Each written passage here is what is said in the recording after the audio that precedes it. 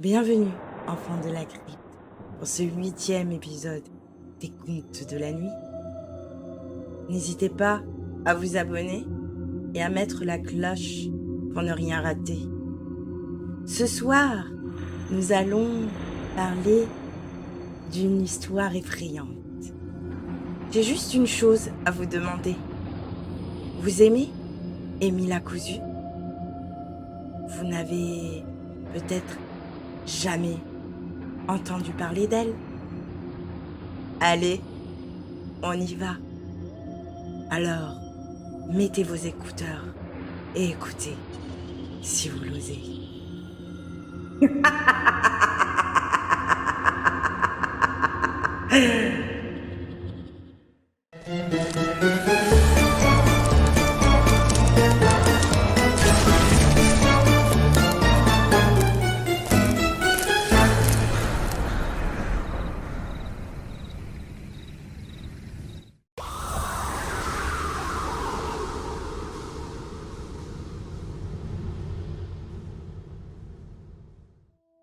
Je m'appelle Amy et j'ai 16 ans. J'ai toujours été attentionnée, gentille et très protectrice envers ma famille et mes amis. Et quand le déménagement est arrivé suite à la mutation de mon père, j'étais devenue de plus en plus stressée par ce départ inattendu. Mon père, ma mère et ma sœur, Tatiana, eux, étaient excités et heureux de prendre un nouveau départ, comme ils le disaient si bien. Mais moi, je ne l'étais pas du tout. Devoir laisser tous mes amis et même mes grands-parents ne me réjouissait pas. Je devais partir de Floride et je ne l'acceptais pas forcément, mais j'étais bien obligée de les suivre après tout. J'ai toujours vécu là-bas et je n'arrivais pas à imaginer ma vie au Texas à présent. Après plus de 20 heures de route, le paysage commença à changer. À présent, c'était une longue avenue. Sur cette avenue, plusieurs maisons identiques étaient construites. Quand la voiture s'arrêta, je compris toute seule que c'était ma nouvelle maison. Tatiana, réveillée, poussa un cri de joie. Et moi, je n'étais pas de cet avis. Je descendis de la voiture et posa mon regard sur ma nouvelle maison.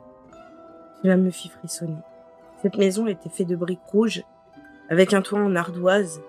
Elle possédait une grande porte en bois, ainsi que des fenêtres cintrées blanches. Je regardai l'avenue et m'habituai au quartier. Il n'y avait pas beaucoup de maisons. Et tout près de chez moi, un grand cimetière, peu rassurant. N'aimant pas du tout le paysage, je rentrai aussitôt dans la maison. Je ne pris même pas la peine de prendre connaissance des lieux et fila au plus vite dans la chambre que mes parents m'avaient attribuée. La première chose que je fis, je m'en souviens encore, c'est de m'allonger sur le matelas qui me servait de lit et de fixer ma chambre, le regard dans le vide en pensant à cette foutue nouvelle vie. Je resta comme ça pendant environ 10 minutes, puis je pris enfin le courage de me relever et de déballer mes cartons. J'alla de suite vers ma machine à coudre. Oui, depuis au moins 1 an avant cette histoire, je m'étais mis à coudre. C'était mon passe-temps favori, créer des vêtements. Le lendemain, vu que je devais affronter ma nouvelle école, je décida de me coucher. Bien stressée. Une foule de questions m'a envahi, d'ailleurs. Je fis du coup pratiquement une nuit blanche. Finalement, le lendemain, cela se passa plutôt bien. Un peu stressant peut-être au début, mais dans l'ensemble, j'étais ravie. C'est là où j'ai rencontré Stacy, ma nouvelle meilleure amie. Plusieurs mois sont passés et nous avions même un petit groupe d'amis assez sympa, je dirais. La vie en Floride me paraissait loin à présent. Je m'étais plutôt bien adaptée à ma nouvelle vie. Toutes mes craintes avaient disparu. Je me rappelle même que je me suis dit, j'avais été si bête d'avoir eu peur. Le seul truc dérangeant, c'était ce groupe de garçons qui m'harcelaient sans cesse.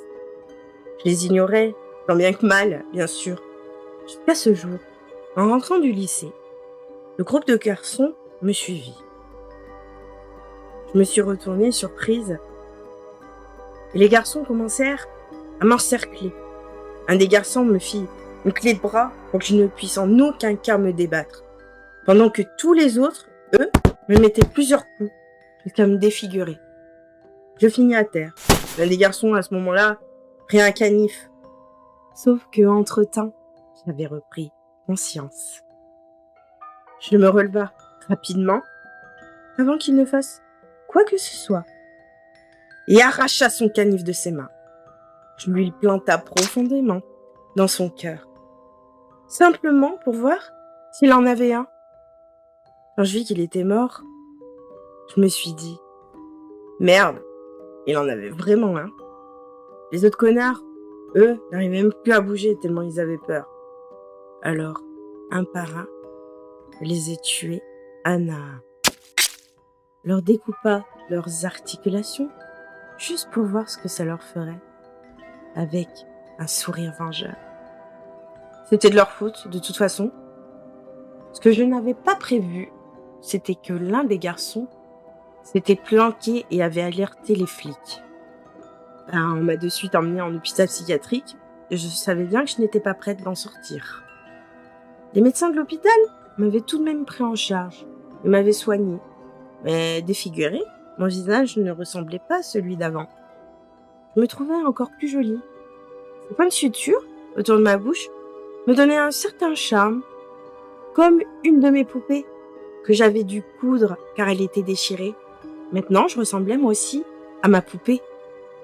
Chaque jour passé dans cet asile, chaque jour, ma vengeance s'agrandissait et mon sourire aussi.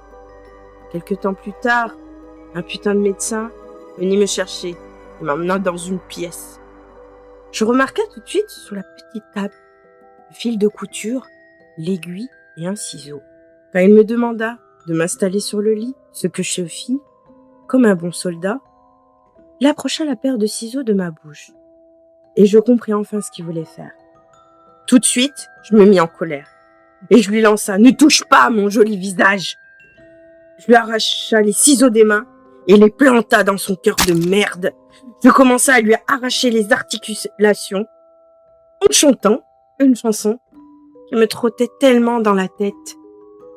Laisse-moi te coudre, laisse-moi te coudre, la la la la la.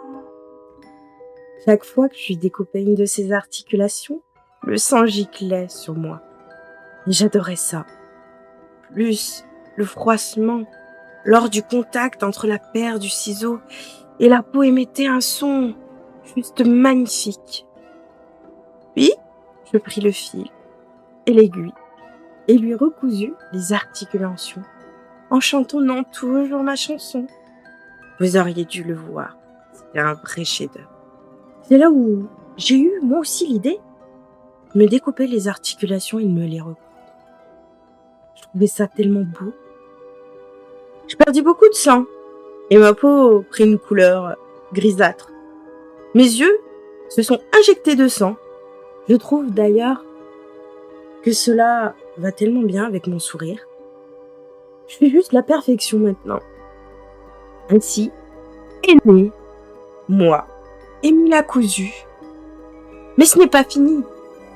Je me suis enfuie de ce putain d'hôpital psychiatrique, avec toujours la paire de ciseaux, l'aiguille, le fil à poudre.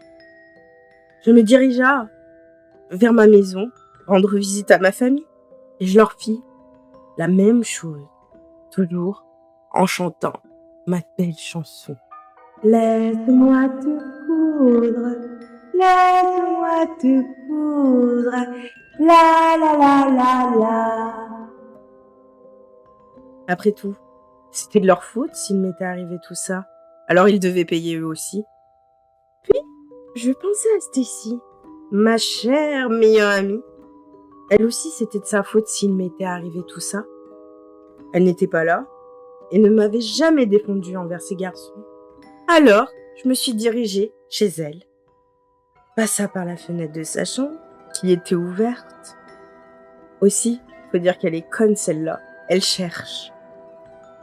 Sans perdre de temps, je fis le même rituel que j'avais fait à cette sale merde de médecin et à ma famille, toujours en chantonnant ma belle chanson.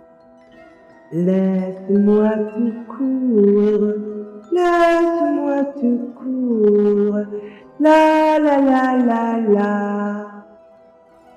Enfin fini, je partis, marchant doucement dans le noir et en m'enfonçant de plus en plus dans l'obscurité.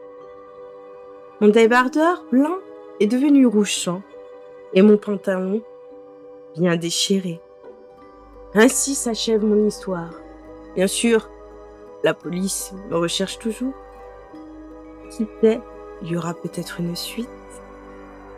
D'ailleurs, certains m'ont déjà vu marcher doucement dans l'obscurité, tenant mes ciseaux, mon fil et mon aiguille, avec toujours mon beau sourire, à la recherche d'une personne pour me venger.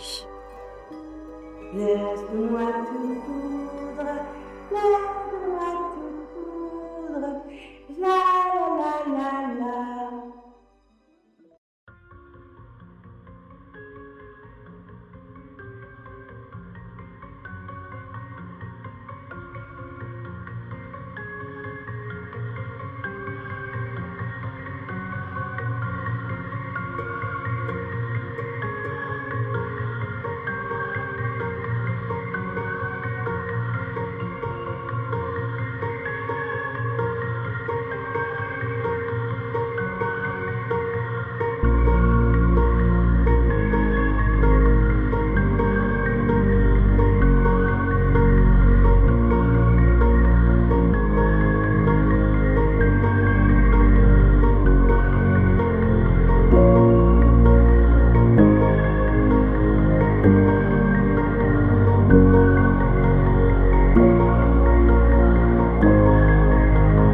Thank you.